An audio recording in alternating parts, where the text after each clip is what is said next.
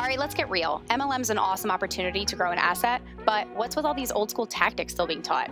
If you're like me, you want modern methods to scale and automate your business. Let's put the marketing back into network marketing and stop using hope as a business strategy. Welcome to Not Your Mom's MLM Radio.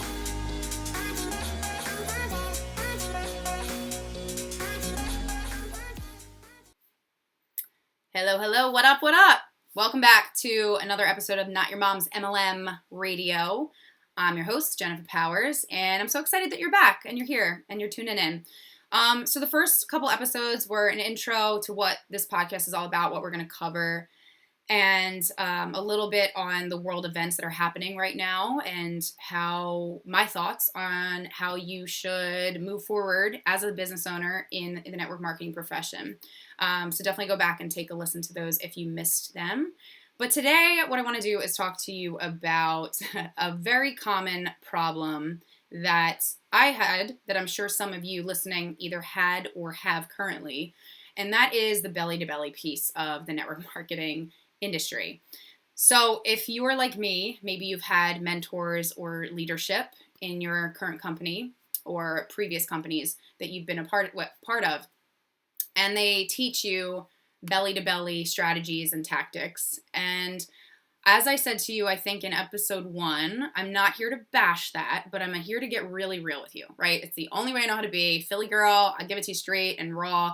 It's just the way I roll. So if you can't take the heat, get out of the kitchen. If you don't want to hear it, if you don't like it, what can I tell you? Sorry, you picked the wrong podcast. All right, so belly-to-belly. Not only is it exhausting, but it is not at all the most efficient use of your time. In this podcast, we are here to raise the profession up, and I want to bring back the joy to building your business, and I want to simplify this for you. And that does not include belly-to-belly strategies at all whatsoever. So if you love the idea of kissing home meetings, hotel parties, coffee shop meetings, if you like to kiss all that goodbye and say farewell for good, without having to risk, oh my gosh, how am I going to build my business? Is my business going to collapse? Am I going to have any new signups or people to enroll or getting leads? Yes, you are, and you do not have to do it that way. All right. So let me take you back a little bit. My first rodeo, my first round in network marketing, that's what I was taught. Have lots and lots of home parties. And it's so simple, right? You just call up your friends and family because they love you. Why wouldn't they want to support you? Of course they're going to want to support you. So you call them on the phone and say, hey, Aunt Sarah, I'm having a little get-together at my house. I just launched a new business and I want to tell you all about it. And I know you're going to love it because you love XYZ product. And that just so happens to be what I carry with my new business. And it's a great line and you're going to love it. Can you come over at 7 o'clock on Thursday night? What do you say? Now, I don't know about you, but whenever I did that in the past, I felt so bad, right? Like the emotions that go behind that. Even though you totally are excited about your opportunity, you might absolutely, you should love the products that you are representing, that you are trying to sell. So it's not a matter of, you don't believe enough. I remember some leaders saying to me, well, if you're not doing home parties and you're not inviting people, then how could you even really believe in what it is that you're doing or the products that you are representing? And that has nothing to do with it, guys. Do you agree with me? Can you level with me here? You get that, right? I loved what I represented. That has nothing to do with it. It just has to do with putting people on the spot. And maybe, whether you're an introvert or an extrovert, I am very introverted. I know that surprises some people, but I really am. And I do love to party, and I do have a very close relationship with my friends and family. But, it was really hard for me to feel like I was really asking them for a favor. Hey, would you leave your home or stop doing whatever you're doing, spend a couple hours with me in my house and just learn? When in reality, we all know, we're you don't have no obligation to buy, but you all know that when your friends and family come to your home for a meeting, aka a opportunity or a sales pitch, they're going to feel too bad to leave empty-handed. So now you put them in a position where they're already coming in the door, if they show up at all, with a guard up, a wall up, with the expectation that they're going to have to get their wallets out and they're going to have to put money out for something that maybe they really do need and maybe it is really that good. But before they even really are open up to learning about it, they're already going in with a grudge in a little bit. Now, if you've been, and I've been to home parties and things like this just as much as I've hosted them. And every single time, whether it was a bag or apparel or skincare or a wellness product, whatever the heck it was, most of the products in this industry are phenomenal, the best in the world. But when you go to a home meeting, you're already going with this expectation like, God, how much money am I going to have to spend tonight? And that's not a good feeling, because the reality is everybody is always ready to buy, but nobody likes being sold. And when you're going to one of these home meetings, you know that the entire point is that you're getting pitched and they're trying to sell you on something. So you're already going in with, the reservations, the wall up, the eye roll feeling, the, I really don't want to be here, but I just might as well suck it up, get it over with, show up to show my face and do a good deed. I don't want my friends or family to feel like they have to do that for me. Like it's a pity invite or a pity show up. That doesn't feel good. Now, here's what I really want to get the point across to you is that it's not duplicatable at all. I'm going to pause for emphasis there. I want you to let that sink in. Having home meetings, not only is it tactics that worked in like the 80s and maybe the 90s, and we are not there anymore, okay? Before the internet was around, sure, you drove all over the place. I mean, not me, I'm not old enough for that, but you would drive all over the map. I mean, some people drove all over their country to go to meeting after meeting, to coffee shop to coffee shop. They would go all over the place, spending hours away from their family, spending tons of money on transportation, on setup, on you name it, for little to no result back. The average in this industry, the average network marketer recruits in their lifespan of the industry 2.4 people. 2.4 people, whether they're in it for a year, 5 years, that is the average industry statistic. Guys, that's terrible. So just riddle me this for a second. If home parties and hotel meetings and any type of gathering, if that's so duplicatable, and duplication is what we're told is the name of the game, right? You want to duplicate yourself, duplicate your efforts to grow this massive global distribution machine. If that's true, then why is the average person in this space only ever recruiting 2.4 people? Can you answer that? Because I can. It is not true what we're being taught and shoved down our throats. Like, this is how you build, this is how you build. No, it's not. Now, if you are super extroverted and you thrive on that human connection and you love belly to belly, more power to you. Honest to God, I think that is amazing. And there is something, I will never discredit the fact that face-to-face human interaction is incredibly powerful. That's why when you go to an event, your business usually takes off after that event. Why? Because the engagement is high, the energy is high. You get to see the faces and the people that you work with, that you admire. You get to hear from them, see them, experience them. That is very, very powerful. Not ever going to tell you it's not, because it absolutely is. But when it comes to the whole home party piece, it's not duplicatable, and here's why.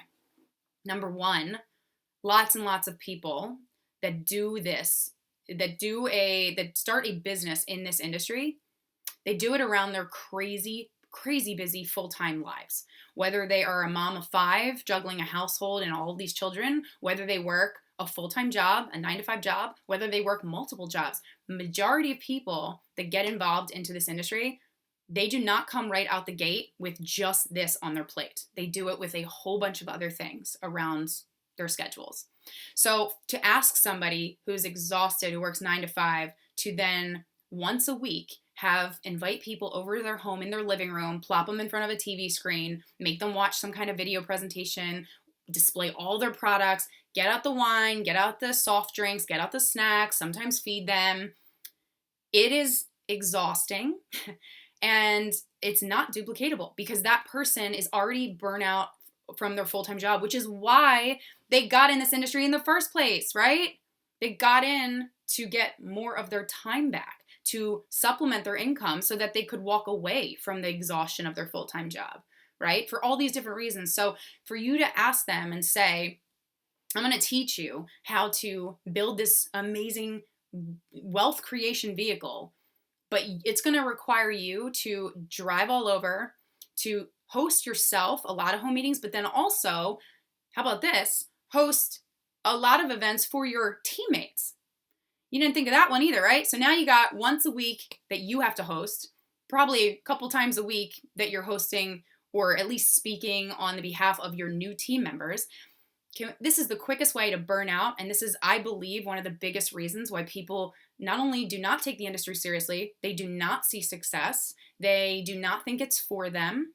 Okay. So going back, number one is they're already burnout. Number two is this reason right here. They think that it's going to require so much more of their time than even just for them to build their own business. They think this is going to be, oh man, I got to do my home parties and home meetings. Then I got to do it again for all of my teammates that are local and even some that are not local, and drive to all over God's green earth and find, where this person lives and sit there. And that's the second thing. And the third thing is, how quickly your belief gets crushed when you are so excited about this new business venture and you invite friends, family, coworkers, neighbors, whoever, and you have nobody show up. You have a bunch of people say, yes, I'm in. And then maybe one person walks in the door and you had it set up for 5 to 10 people. You feel the embarrassment, you feel shame, you feel unworthy, you feel all these awful, non-serving emotions, these crippling emotions and feelings. And although you have to some degree, you do have to take the emotion out of the business and be logical. But when you experience that, especially from the very, very beginning, man, does that not feel good. Can I get an amen? Are you listening to this right now and thinking, oh my gosh, yes, I absolutely felt so mortified when I had this big event maybe you had it at your mom's house or your aunt's house, this event, and nobody showed up. It feels terrible, you guys. Awful. So the next time somebody tells you that home meetings are the way to build your business, they might be saying it from a good place and they might mean well, but it's not. And I would even challenge you to come back at them and ask them these kinds of questions. Well, seriously, how duplicatable is it? Because 9 times out of 10 you say that and somebody says, well, if you want it bad enough, you'll do the hard work. You'll do the hard things because it's the hard things that get you the results. And to that I say, psh, not true. All business and success does take hard work, but you got to be smart about the work and the time that you're putting into that work and what's going to give you the biggest payout with the least amount of stress, anguish, headache, the biggest yield for your time and your efforts. And I'm sorry, but that's automation. And that's why you're here. There are so many ways to automate the same type of presence and feel of a home party. You can do that through home meeting webinars. You can do that through online presentations. You can do that through sales funnels. And we're going to get into that as we dive deeper into this podcast. But I just want to say, as somebody who built that way and did have success, I can't say I didn't. I absolutely did.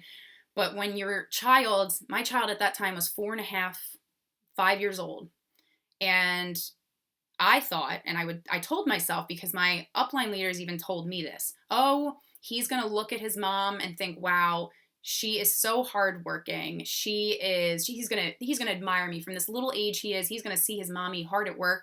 And then when the world looks so amazing years down the road, he's going to remember that, Jen. He's going to remember how many parties you had, how many people you had at your house, when you did have to leave, he'll forgive you for that. He'll remember that.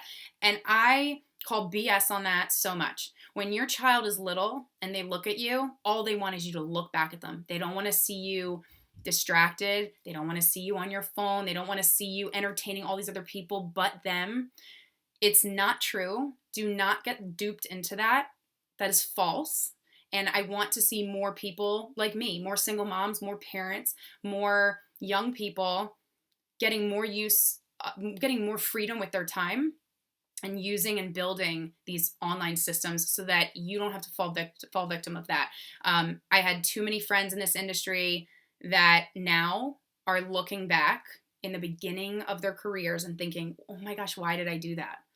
You know, like, why did I give up so much time when my kids were little and they really wanted me around? Why did I do that? I don't even have anything to show for it now. Do you know why? Because it wasn't duplicatable and you were lied to a degree. So don't fall trap or victim to that. If you love doing them, rock on. You can still do them if you love them, but also implement online smart strategies like the ones we're going to go over in this podcast. But just know that is my opinion and take on the whole build your business belly to belly through online meetings or coffee shop meetings or whatever, in-person meetings. I don't do them. I won't do them ever again. And my business has never been better. So it is possible, and my friends, I promise you that. And I know it's hard when you are close with your upline or the leaders on your team and you really trust them and you admire them. But just know that it doesn't always have to, they don't always necessarily know other ways to do this. So with that, I hope this was a valuable episode for you. And I really want to encourage you to share this with anybody who's on the fence thinking, gosh, do I really have to build my business like this? Do I have to do these belly-to-belly meetings? And not for nothing, guys, but if you meet somebody at a coffee shop and you're whipping out like a presentation on your iPad or a physical presentation, there's nothing wrong with that. But I'm going to leave you with this thought. If I'm spending 1, 2, 3 hours with one person, or I could be sharing that same presentation with hundreds, if not thousands of people without my active involvement whatsoever, what do you think's more worth my time? One person who may or may not be qualified, who may or may not be that interested, who may or may not say yes. Maybe it's a 50-50 shot. Maybe it's not even 50-50. Or lots and lots and lots of people that are already pre-qualified, that already want to know about what it is that I'm doing and what my opportunity is all about. What do you think is more valuable? Creating that type of system or spending my time at the local Starbucks to meet with this one individual and just hope that they say yes at the end of my talk? What do you think's better? Hey, thanks for listening. Please remember to subscribe and leave feedback. Would you like a copy of the book that changed everything in my network marketing business? If so, you can grab a free copy of Network Marketing Secrets at notyourmomsmlm.com/book.